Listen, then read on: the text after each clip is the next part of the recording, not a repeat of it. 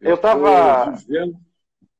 eu tava lendo, reverendo, fazendo um adendo à sua fala, sobre o seu projeto na Fábrica de Esperança, né? Eu já conheço há bastante tempo.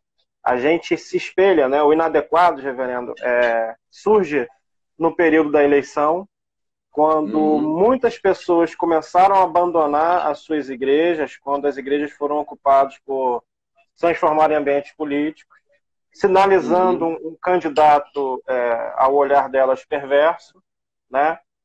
E muitas pessoas começaram a sair das igrejas, né? E não querer mais congregar, porque se sentiram decepcionados, o que vai acontecendo ciclicamente, que o senhor acompanha isso há muito mais tempo do que eu, né? Mas foi um É. fenômeno muito grande no período da eleição. E aí, o Inadequados, Uhum. ele surge como uma resposta, a gente surgiu procurando pastores que pudessem cuidar dessas pessoas nessa região, né?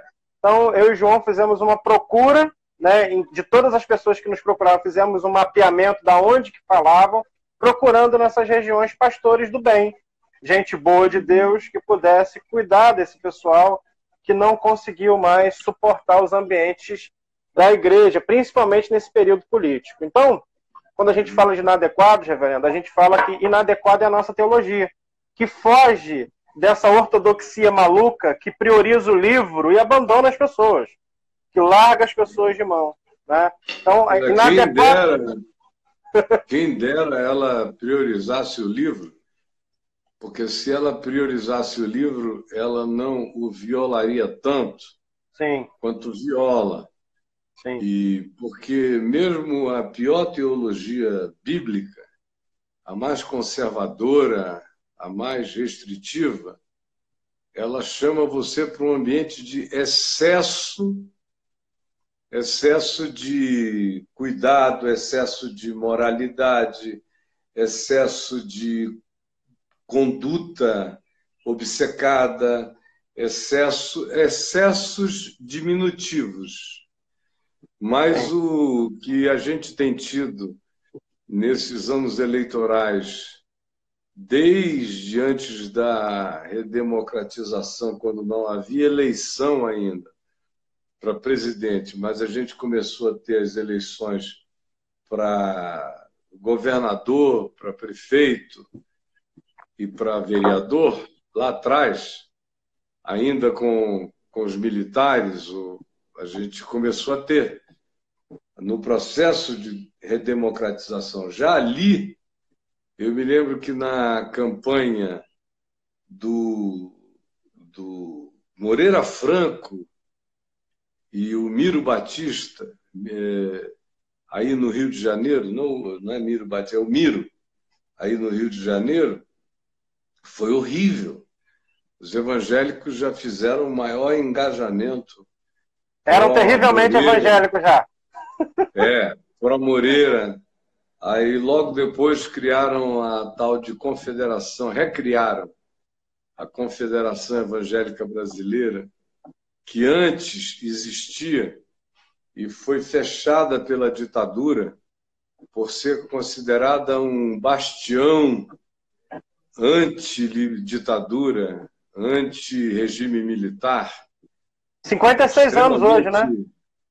extremamente ciosa das expressões de liberdade e de democracia, e então os militares fecharam a Confederação Evangélica Brasileira.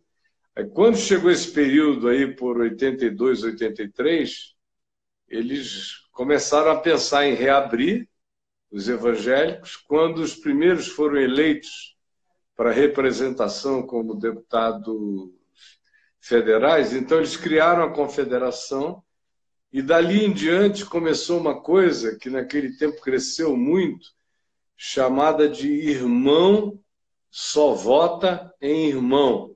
Você já tinha ouvido falar disso? Eu Foi tinha, o Caio. E eu ouço uma. hoje, no interior do Rio ainda é esse mesmo esquema aí. Então era. Isso foi na década de 80. Irmão só vota irmão.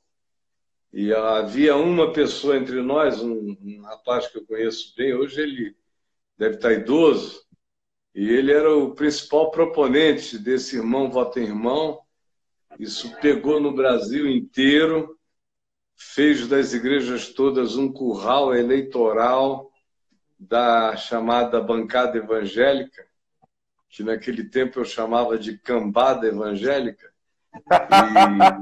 e tive muitas brigas com eles, mas o povo ainda não tinha entrado nesse estado de decepção que entrou depois. É claro que a política no ano passado não teve precedentes. Só no tempo do Collor e do Lula é que a gente assistiu uma polarização parecida, mas longe, muito longe, de ser tão fanática, tão enlouquecida, tão ensandecida quanto foi essa de 2018. Essa não teve comparação na história do Brasil até o dia de hoje. Expulsou, nós já tínhamos milhares fora das igrejas, desigrejando cada vez mais, por causa do culto ao dinheiro, por causa dos sacrifícios financeiros, por causa do engano todo ensinado e proposto de maneira descarada. Já tinha uma quantidade enorme de evangélicos que tinham se tornado ateus. Sim. Eu me lembro que a grande onda, há 12 anos atrás, quando eu comecei a usar, 10 anos atrás, quando eu comecei a usar as primeiras redes sociais, eu não gostava de rede social. Eu tinha a minha rede, a minha plataforma, a VMVTV, tudo isso. Então, eu não precisei, e nem existiam ainda as redes sociais por uns 10 anos. Mas, quando elas começaram, eu resisti um pouco, até que eu resolvi entrar. Quando eu entrei, eu fiquei chocado de ver a quantidade de evangélicos que se declaravam agora ateus. Eles não sabiam nem ateus do que eles eram. Eles eram ateus, desse Deus estranho. Ateus de igreja. Eles eram ateus de pastor. Eles poderiam se chamar de apastoreus, igrejeus, mas não de ateus. Eles só estavam machucados demais e, como eram pessoas muito limitadas e sem alternativa, acharam que Deus era aquilo e que, se Deus fosse aquilo, Deus não valia a pena. Então, largaram tudo e foram embora. De modo que a gente está colhendo o resultado da campanha de 2018, esse ano todo, ano passado e o ano todo, o que chegaram para mim de pessoas completamente blindadas para qualquer realidade espiritual, por causa daquela campanha de 2018, não foi brincadeira. Horrível, também cara. Igrejas se dividiram, Sim. amigos se Aqui separaram. No Rio,